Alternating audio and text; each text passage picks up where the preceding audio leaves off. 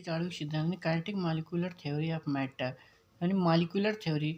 क्या होती है द्रव्य की। मतलब कि इसमें गणित जो अणु हम जानते हैं कि जो पदार्थ होते हैं अणुओं से मिलकर बने यानी सबसे सूक्ष्म कण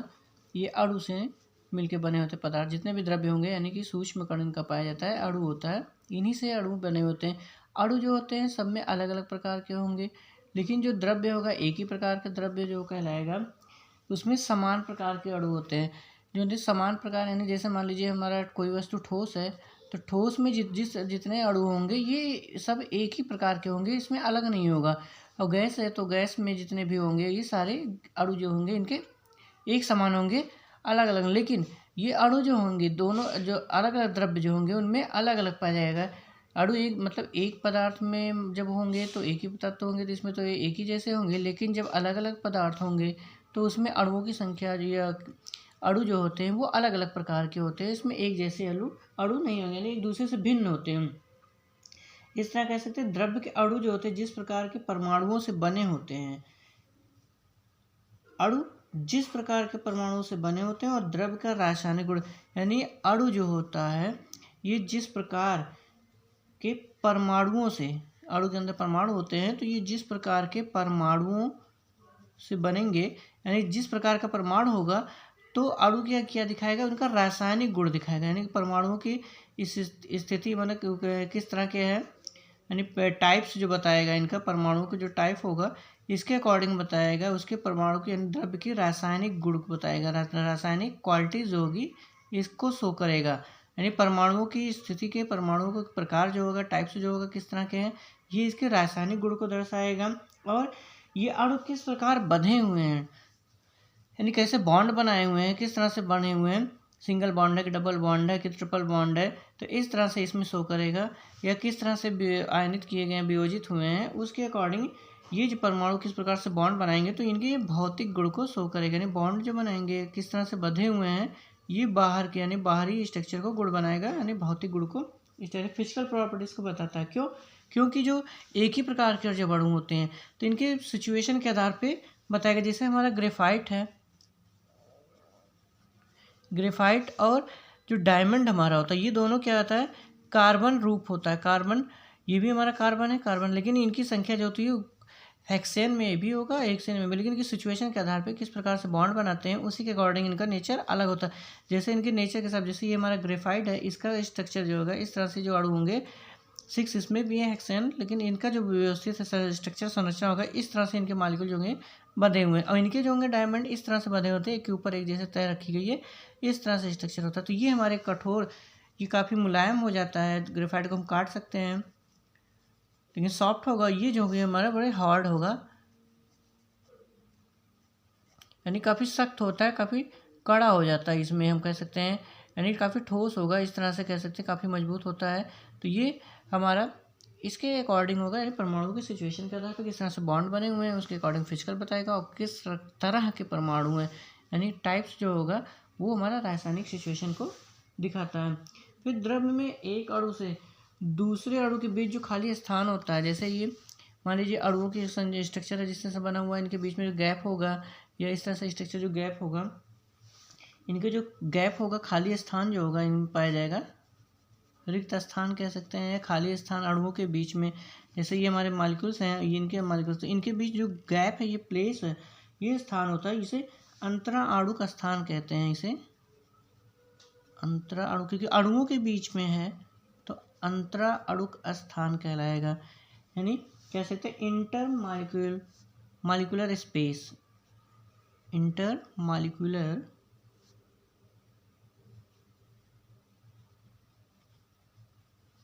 ये स्पेस होता है,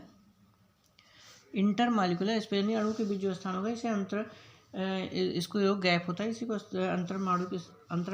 अंतराणु का स्थान यानी इंटर मॉलिक्यूलर स्पेस कहेंगे। अंतराणु का स्थान जो होगा ये द्रव्य की भौतिक अवस्था के परिवर्तन के साथ घटता बढ़ता रहेगा। यानी कि जब ये भौतिक परिवर्तन होगा, यानी कि अणुओं की सिचुएशन जो होती है बाउंडेशन की, ये किस तरह से होंगे, कभी नज़दीक भी हो सकते हैं, कभी दूर हो सकते हैं, या कभी इस फॉर्म में हो जाएंगे, तो किस तरह से होंगे ये इनके बॉन्ड के आधार पे इनके स्थान को भी चेंज करेगा। यानी कि सिंगल बॉन्ड है, डबल बॉन्ड है, किस तरह से होगा या किस तरह से स्ट्रक्चर है, ऊपर नीचे रखा गया, तय रखा गया, तिरछा रखा गया है, तो ये जो गैप होगा इनके अंतराणु का स्थान के बीच में जो गैप स्पेस होता है ये भी घटता बढ़ता रहता, कोई निश्चित नहीं होगा इसमें। और जो गैसीय अवस्था होगी इसमें बहुत ज़्यादा होगा, यानी अधिक पाया जाएगा, ये अवकाश जो होगा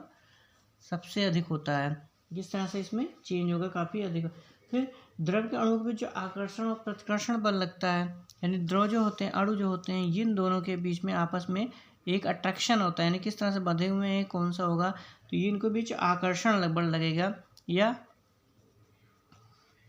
प्रतिकर्षण बल भी लग सकता है, यानी कि इनको एक दूसरे को रिपल्स भी कर सकते हैं। उसकी सिचुएशन के आधार पे होगा किस तरह से एनर्जी इनके पास, ये कौन सी काइनेटिक एनर्जी मतलब किस अणु के पास ज़्यादा है कम है, इसके अकॉर्डिंग ये इसके स्थान पे निर्भर करता है। तो ये जो होता है जो आकर्षण बल होगा अंतराणु के, इनके या जो ससंचय बल यानी कह सकते हैं कोहेसिव बॉन्ड बल, जो ससंजन बल या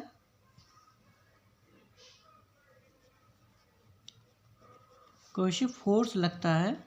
इनके अणुओं के बीच, ये इसमें जो आकर्षण बल होगा, यानी कि जो अणुओं के बीच जो अट्रैक्शन होगा इसी को आकर्षण बल कहेंगे या कोहेसिव बॉन्ड के फोर्स कहा जाता है। यह बल द्रव की भौतिक अवस्था के परिवर्तन के साथ ये भी परिवर्तित होगा, यानी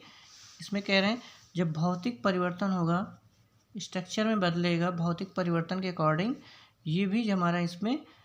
जो बल होगा, फोर्स होगा, ये भी बदल जाएगा,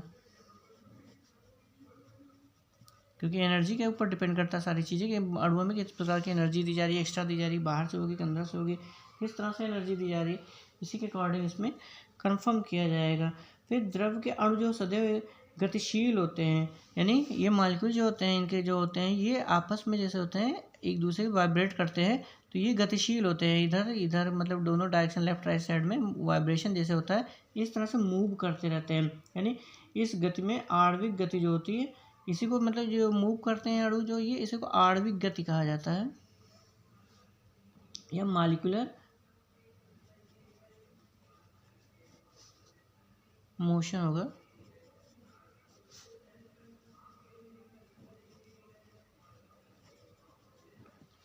स्पीड या मोशन स्पीड, ये मॉलिक्यूलर स्पीड होती है, यानी कि मॉलिक्यूल जो होते हैं, इनके अणु जो होते हैं आपस में एक जिस स्थान पे स्थिर रहते हैं, आपस में गति करते रहते हैं एक दूसरे स्थान पे, तो जिसे वाइब्रेशन आती है, या कह सकते हैं कि एक दूसरे लेफ्ट राइट साइड में थोड़ा मोशन होता है। तो ये हमेशा सदैव गतिशील रहते हैं, चाहे ठोस में होंगे, चाहे द्रव में होगा, चाहे गैस में होगा, लेकिन ये तीनों गति यानी जो स्थान होगा इनमें मॉलिक्यूलर स्पीड जो होगी, यानी कि अणु आपस में गति करते रहते, कभी रुकते नहीं है। और जो अणुओं के द्रव्यमान और ताप और जो मोशन होगा इनका, ये दो होगा, जो मोशन होगा ये डिपेंड करेगा इनके ताप में या इसके द्रव्यमान पे भी करेगा, द्रव्यमान पे, क्योंकि अधिक भारी होगा तो किस तरह से मोशन करेगा, द्रव्यमान कम होगा तो किस तरह से करेगा, और टेम्परेचर कितना होगा,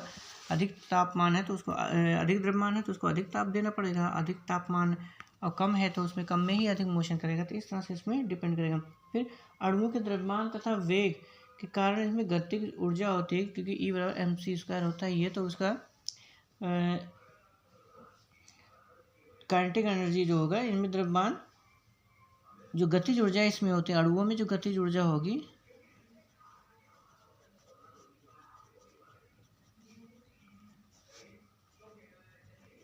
ये इसके द्रव्यमान यानी मास और इसके वेग पे, यानी जो गति होगा सील चलने की, जो कितनी स्पीड में चल रहा है इस पे डिपेंड करता है, यानी इसका जो गतिज ऊर्जा काइनेटिक एनर्जी जो होगी इसी पे डिपेंड करेगा। तो द्रव्य की ऊष्मीय ऊर्जा इसी गतिज ऊर्जा के कारण होती है, यानी कि जो इसमें ऊष्मीय ऊर्जा होगी इसी गति के कारण, मूवमेंट के कारण ही इसमें पाई जाती है। अणुओं की गतिज ऊर्जा शून्य होने पर इसका द्रव्य का तापमान भी शून्य होगा, यानी गतिज ऊर्जा यदि हमारा शून्य होगा द्रव्य का, अणुओं का 0 होगा, तो इसका टेम्परेचर भी हमारा क्या होगा, शून्य ही होगा, यानी 0 होगा इसमें कह सकते हैं। तो इसे ऊष्मीय ऊर्जा के ऊपर ही गतिज ऊर्जा के कारण होती है, जो ऊष्मीय ऊर्जा है इसकी गतिज ऊर्जा के कारण ही होती है। तो इसका अगर टेम्परेचर अधिक होगा तो कम होगा, अगर इसका अधिक होगा तो ताप भी इसका अधिक होगा, और कम होगा तो इसका ताप भी कम होगा। फिर रासायनिक उपक्रिया के बीच जो अभिकारक अणुओं के परमाणु के आंतरिक व्यवस्था परिवर्तन होने से नए अणु बन जाएंगे। इसमें मतलब इसमें अणु जो होते हैं अभिकारक अणुओं के परमाणु, जो ये परमाणु हमारे इसमें सिचुएशन में रखे गए हैं, इनकी जो रासायनिक अपक्रिया के बीच जब ये आपस में किसी दूसरे से रासायनिक अपक्रिया करेंगे या इस आपस में ही रासायनिक अपक्रिया के अनुसार अणु जो होते हैं सिचुएशन के आधार पर किस तरह से करेंगे, तो जब ये रिएक्शन करेंगे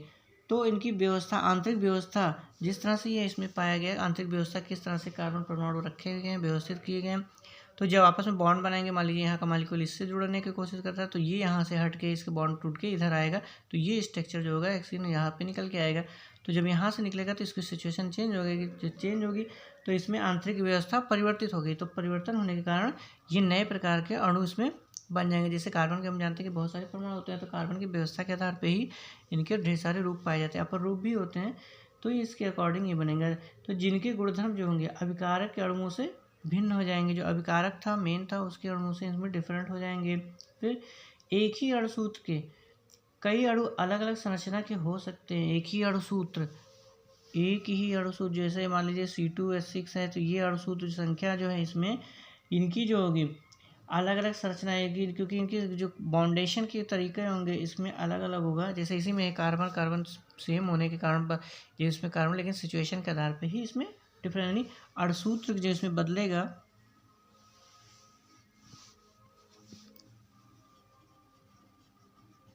इनका अणुसूत्र होगा, अणुसूत्र के एक ही अणुसूत्र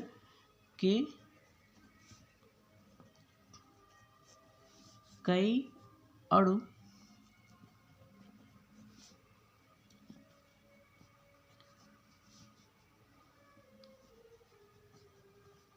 अलग अलग संरचना के हो सकते हैं।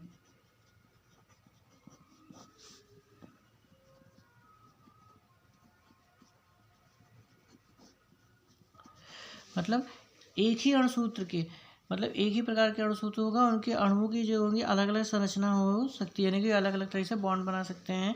तो इससे अकॉर्डिंग जैसे कार्बन की सिचुएशन जो होती है जैसे चेंज हो जाएगा, मान लीजिए बॉन्ड हमारा इस तरह से बना हुआ है,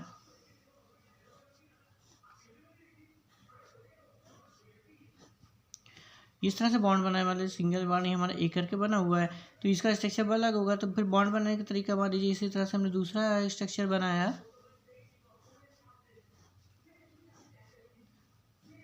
तो ये हमारा बना, लेकिन ये बॉन्ड जो होता है हमारा स्ट्रक्चर चेंज हो गया, यहाँ पे आ गया। तो इस तरह से जो चेंज होगा तो बॉन्ड के स्ट्रक्चर यानी अंतर के अणु जो बंधने के तरीके होंगे, इनकी अलग अलग संरचना होगी, तो ये स्ट्रक्चर चेंज हो जाने के कारण इसमें जो होगा अणुसूत्र जो होगा इसका स्ट्रक्चर जो संरचना होगा वो भी बदल जाएगा। तो अणुओं के आधार पर, अणुसूत्र के अणुओं के सिचुएशन के आधार पर, इनकी गतिज ऊर्जा के आधार पर, इनके द्रव्यमान के आधार पर, इनमें ऊष्मा के आधार पर, और इनकी सिचुएशन यानी किस तरह से कौन बधा हुआ और किस प्रकार के परमाणु पाए जा रहे हैं, किस प्रकार के परमाणु व्यवस्थित है, इन्हीं सब के अकॉर्डिंग, और इनमें जो खाली स्थान पाया जा रहा है, तो ये सब किस तरह के सिचुएशन होंगे। तो ये सारी चीज़ें द्रव्य की कंडीशन को बताएगा, द्रव्य की ना कि द्रव की। द्रव्य मतलब इसमें द्रव्य 3 प्रकार के होंगे, तो इसी के अकॉर्डिंग ये द्रव्यों की डिफिनीशन दी जाती है। ठोस, द्रव, गैस जो होंगे इन्हीं के अकॉर्डिंग ये जल होगा, मतलब प्लाज्मा होगा। तो इसी मॉलिक्यूल अणुओं के उपस्थिति के कारण ही इसमें चेंजिंग होती है, बदलाव होता है, जिसके अकॉर्डिंग हम किसी वस्तु को, और मतलब ठोस है, द्रव है, गैस है, उसी क्वालिटी के आधार पे, उन्हें अणुओं की संरचना के आधार पर, अणुओं की व्यवस्था के आधार पे, उनके जो स्ट्रक्चर होता है, करैक्टर होता है, उसी के अकॉर्डिंग वो व्यवस्था देते हैं, जिसके अकॉर्डिंग हम उसको पहचान के उसके अलग अलग रूपों में रखते हैं। तो ये आणविक सिद्धांत यानी काइनेटिक मॉलिक्यूलर थ्योरी होती है मैटर की। मैटर मतलब द्रव्य की, सभी की अलग अलग थ्योरी होगी इसमें।